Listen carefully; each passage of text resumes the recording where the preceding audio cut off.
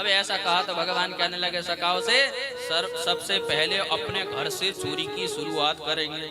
जो अपने घर से चोरी की शुरुआत करेंगे, जो अपने घर में चोरी करके पास हो जाएगा, उसके बाद हम ब्रज में चोरी करना शुरू करेंगे एक साथ। ऐसा कहा तो सबरे सखा अपने अपने घर चले गए।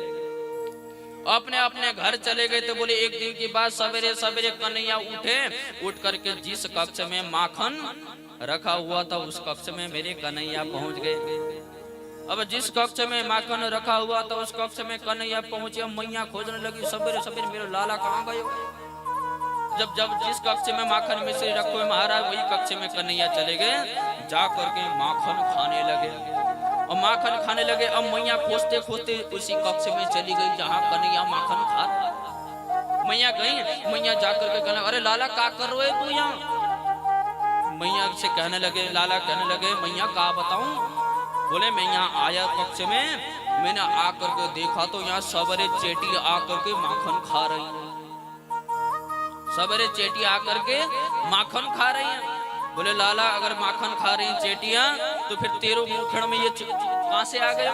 बोले कहा बताओ मैया, मैंने सोचा तो सवेरे से इतना मेहनत करे, मेहनत करके इतना माखन निकाले और खाई ये चेटियां। हमारी मैया मेहनत करो चेटिया खाए। बोले मैया क्या करो, मैं आया तो मेरे सामने एक चेटिया मटकी के अंदर भीतर घुस गयो। मैंने हाथ घुसा करके उसको बाहर निकाला। बोले निकाल रहा था उसी समय एक चेटी मेरे शरीर से मेरे मुखड़ों में चल गयो। बोले चला गया तो बोले उसके निकालने के लिए मैंने जैसे हाथ ऊपर बढ़ाया, जो माखन को लौंदा था वो तो मेरे मुख को भीतर चला गया, वो चेटी नीचे गिर गयो। ऐसा जब मैया से कहने लगे तो मैया कहने लगे अरे लाला तू कितना भोलो है, चलो तू मेरी कम से कम मेरी दुख को तो देखता है। कह करके भगवान वहां से निकल पड़े। भगवान मन में सोच लगे चलो आप तो मैया के हाथ बच गए। अब अगले दिन फिर दूसरे दिन भी फिर सवेरे सवेरे कन्हैया वही माखन के कक्ष में पहुंच गए। अब दूसरे दिन भी कन्हैया माखन के कक्ष में पहुंच गए। अब मैया खोजने लगी लाला कहाँ गयो, लाला कहाँ गयो, लाला कहाँ गयो। अब दूसरे दिन भी मैया खोजते खोजते माखन के कक्ष में पहुंची तो लाला तो फिर वही माखन के कक्ष में। लाला अब कहा है तू चीटी भगाना आयो तो आज क्या करना आयो। भगवान कहते हैं मैया तुझे कहा बताऊं। जैसे ही मैं इस रूम में अंदर आया तो मेरे साथ वो एक व्यक्ति और आया। बोले कहाँ है व्यक्ति। मैया एक व्यक्ति और आया। जैसे मैं माखन के मटकी के निकट पहुंचा, जैसे मैंने हाथ बढ़ाया तो उसने भी हाथ बढ़ाया, और मैंने माखन के मटकी के अंदर हाथ डाला तो उसने भी डाला, और मैंने उठाया तो उसने भी उठाया।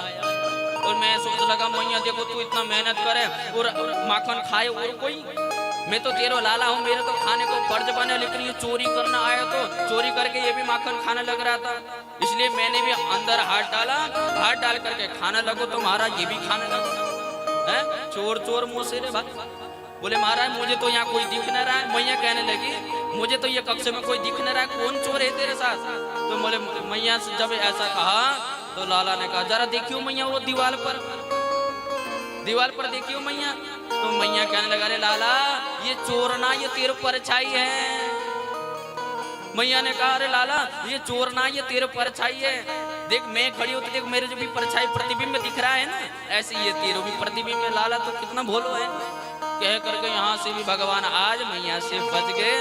अब दूसरे दिन सवेरे आए, आकर के सब सखाओं को एकत्रित किया। बताओ कौन कौन अपने घर में चोरी करने से बच गया, कौन कौन अपने मैया के हाथों बच गया। श्री दामा बोला अरे महाराज कन्हैया मैं क्या बताऊं, मैं तो गया था माखन खाने के लिए, मेरी मैया ने देखा। बोले महाराज ऐसो लठ मारो मेरे को अब तक दर्द है रे, मैं तो ना करूँ चोरी। मधुमंगल बोला अरे मैं भी गया था वहाँ माखन चोरी करने के लिए कक्ष में, मेरी मैया ने देख लिया, इतना मारे मुझे 2 दिन है गए मारा, मुझे खाना ही तक ना मिला। सवरी मैया ने कहा तुम अपने घर में चोरी करके खाते हो। कन्हैया बोले जाता एक छोटा सा काम बताया तो ये भी तुझसे ना हो। चलो आज से हम सब लोग मिल करके एक साथ चोरी करेंगे। अब भगवान सोचने लगे अब हम जाकर के सवरे ब्रज में जाकर के चोरी करेंगे। तो भगवान ने एक बाल गोपाल चोर विद्या प्रचार मंडल एक संस्था बनाया। सब ब्रजवासी सब ग्वाल वालों को सब सखाओं को एकत्रित कहा और कहने लगे आज से हम ब्रज में जाकर के चोरी करेंगे। एक दिन की बात कन्हैया अपने सखाओं के साथ माखन चोरी करने के लिए एक गोपी के घर गए। तो उस गोपी ने पता है क्या किया? उस गोपी ने माखन के मटके को ऊपर रस्सी से टांग दिया। टांग करके माखन के मटके के नीचे पानी का परात भर करके उसमें टांग दिया कि कन्हैया आएगो, माखन खाना चढ़ेगो तो पानी मेरे नीचे। और उसके नीचे स्वयं सो गई, मटकी के नीचे स्वयं सो गई। मटकी टांग दियो, मटकी के नीचे पानी को परात टांग दियो, उसमें जल भर के कन्हैया आएगो, आएगा तो माखन खाने के लिए चढ़ेगो तो मेरे ऊपर पानी गिरेगो, मैं जग जाऊंगी, कन्हैया को पकड़ लो। अब कन्हैया वहां पहुंचे।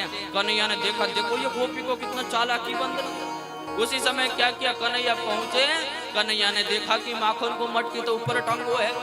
उसी समय कन्हैया ने एक को खड़ा किया, श्रीदामा को खड़ा किया, मधुमंगल को खड़ा किया और चोर के सरदार सबसे ऊपर जाकर के खड़े है गए।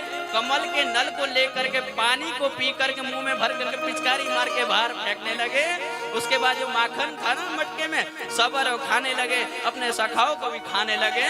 बाद में मटकी फोड़ करके गोपी की ओर फेंक करके वहां से भाग पड़े। बोलो गोविंद भगवान की।